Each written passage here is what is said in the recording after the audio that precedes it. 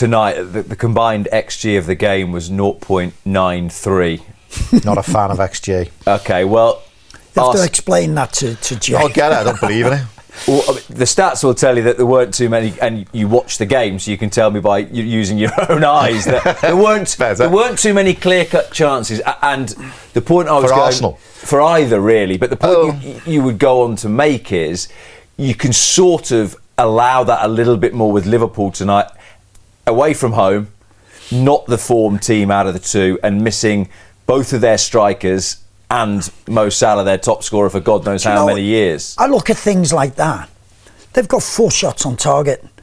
We had better opportunities with Dominic, probably 3 of them, to hit the target with shots better.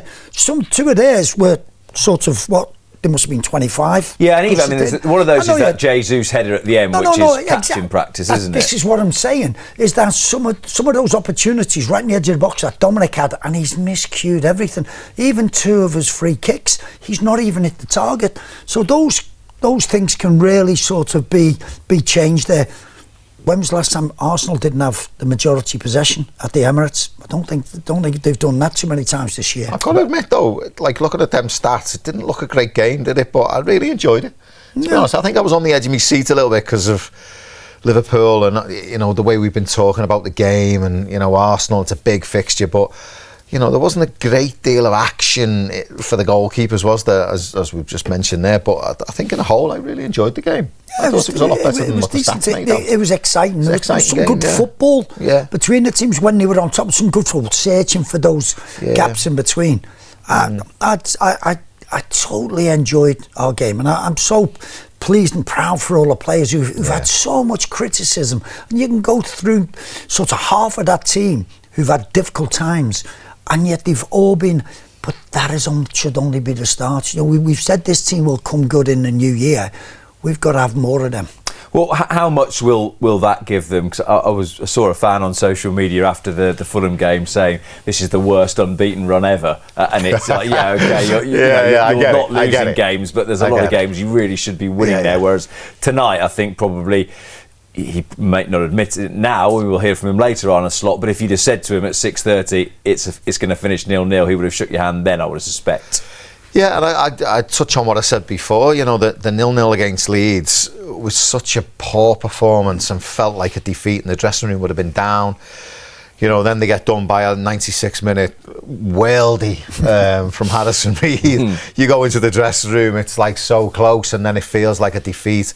And then, from the same point perspective, you go into the dressing room tonight and it'll be all high fives and everyone will be hugging each other, and it'll be, right lads, let's build on this now. It wasn't a statement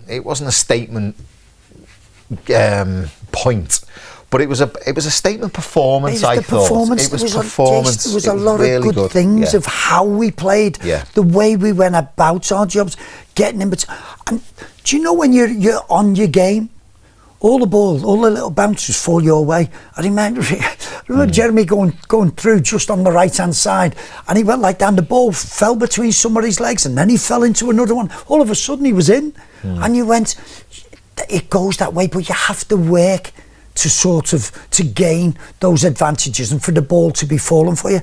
The Fulham game and the Leeds game, the ball's bouncing to them. And how many times this in the box, Leeds, every ball bounced in the box just fell to them. Let's bring our fans in. Courtney, Louis and Abigail. I'll come to you first, Courtney. All the years I've been doing this job, I don't think there's been too many times I've been pleased about a 0-0 draw, but is tonight one of them? Yeah, definitely. I think, especially going on about earlier, the draws we've had recently that have felt very much like losses. I think today it does feel like a win. I know, speaking to fans earlier on, we were all sort of like, take a draw straight away. I even had some people who were saying, even if it's 1 or 2-0 we get beat by, I'll take that, because I think we were all expecting Abigail! Courtney, come on. And you as well. I wasn't. I was happy with a draw, but I had my dad. Sorry, Abigail. I blame my dad. My dad did say to me, when, you know what, even if we get beat 1-0, you know what, like, the way things have been lately, performance-wise, you can't really complain too much, because Arsenal, for me, just lost it in the second half. I think all season they've been brilliant. They were good in the first half, but second half their heads went, and it felt like our performance in the second half was very reminiscent of last season. And hopefully that could be a sign that we're going to start seeing that a bit more within the next few games. Whether we choose to play the exact same side against Barnsley or whether he chooses to change, I think that's going to be interesting. But I think now it's just keep the momentum going, because like everyone said, this feels like a massive win even though it's a draw.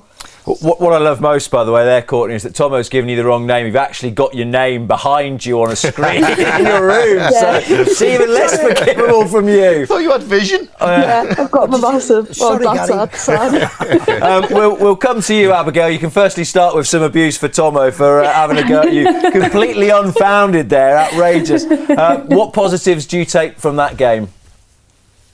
It felt brave, and I think that's something that we haven't seen in the last few games. I think Slot's plan since we started losing, and he just needed to stop the bleed. That was the plan. We had to stop the bleeding, and he did that. But I understand why some people were saying it was such a boring, unbeaten run that we're on at the minute. It just felt dull at times. I felt like we were going out to just draw games, don't lose. It felt like there was just this feeling of please don't lose, and that's the way we were going into it. But it didn't feel that way with this one. And I think Szoboszlai came out in the weekend, did an interview and said we want to go there and prove we are the champions, you know, because he was asked, oh, Arsenal are going to be the Premier League champions sort of thing, and you going there to prove a point, and he was like, we're going to go there as the champions. And I think that was sort of the performance they put in today.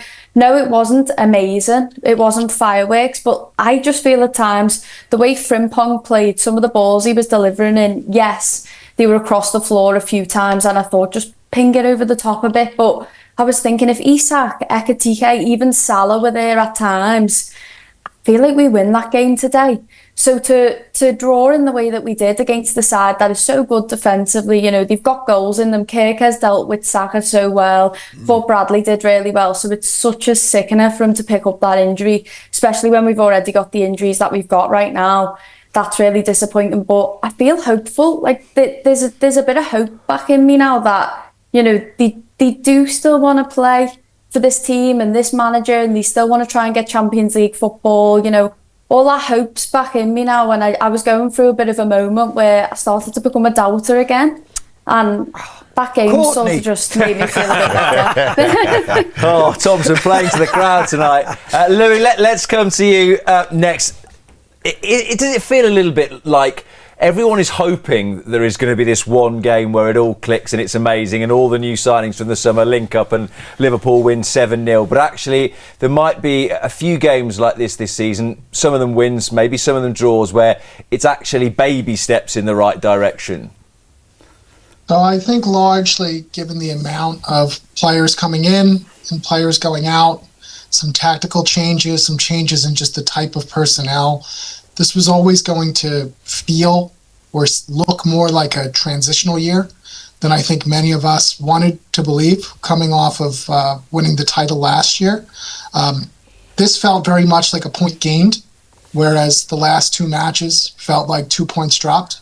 I think that part of this is we're watching Arne Slot and the boys kind of build this plane while it's in flight. And today, a performance away against a difficult opponent who, you know, even though they have not won the league in the last 3 years, has been the most consistent team in England the last 3 years. They finished second each of those 3 years. Us and City have kind of yo-yoed around them.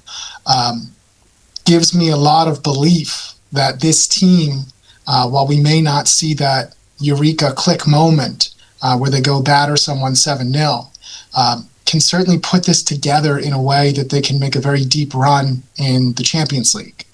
We just went to Arsenal and came away with a point against a team that many in England are anointing the champions of the league. So I don't know how any of us can come away from today's performance without either of our two main strikers, without Mo Salah, and have anything but, you know, some cautious optimism as we look toward the next few months. I think there's a few points to pick up from the trio there. I think it was Abigail talking about, you've second guessing me now that every time it's Abigail I think it's Courtney and vice versa. Totally your